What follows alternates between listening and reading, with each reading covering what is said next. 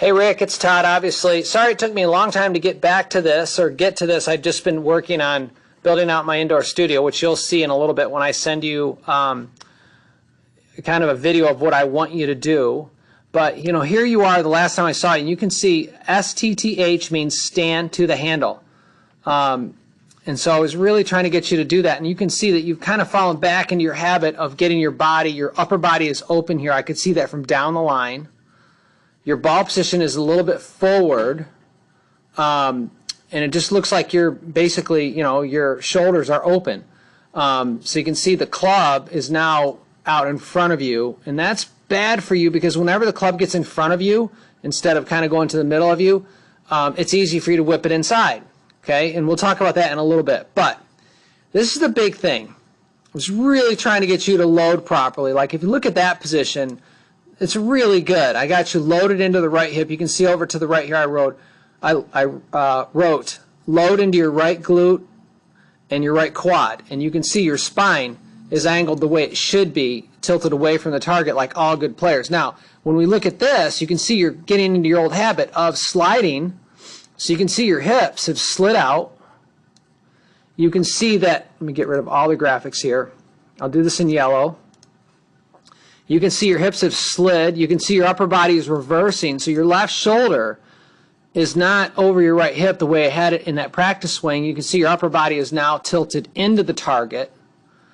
And so that creates a problem. So my goals for you is to stand to the handle and learn to load into the right hip instead of sway the right hip. And I'll demonstrate that in a video in a little bit. But you can see that's completely different. And also, I would tell you this, next time you send me a video, do a closer view, you know, so that you're not as small in the frame of the camera. But anyway, you can see how different those two look. And I don't care who you look at. Every player, I mean, everyone, when you look at down target, I mean, here's just a girl in the LPGA. You can see, I mean, she's loaded, right? And so she's got that left shoulder loaded up over the right hip, and it just doesn't matter who you look at. Every single player has that same look. You know, they're not sliding, the hips staying underneath them.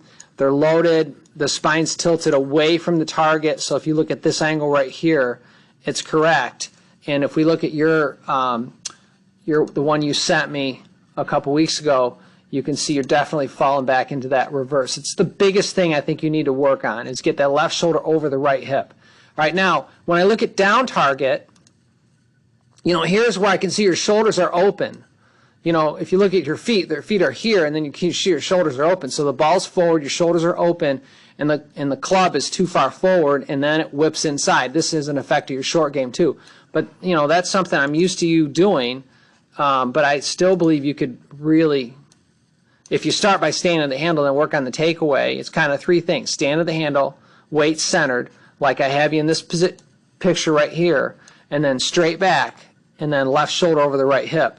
And that would really set up a more powerful downswing. I have to tell you this, compliment you. Your downswing plane, although your backswing plane is flat, right, and we know that you are reversed, your downswing plane, you know, you're covered, so I can see you hitting some good shots.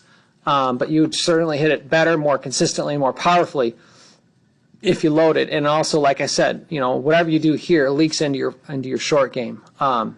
So that's kind of the main thing or the main things that are catching my mind. So number one, stand to the handle at the address position. I'll demonstrate this in a minute. Number two, work on the club going straight back. And what feels outside to you, exaggerate that feeling. We've talked about that before. Number three, left shoulder over the right hip. So the right hip loads, it goes back, it doesn't go to the side, it doesn't go to the right. So those are the main things, and I'll demonstrate. I'll send you a video. It'll take me a little while to upload a new video, but that's my next goal.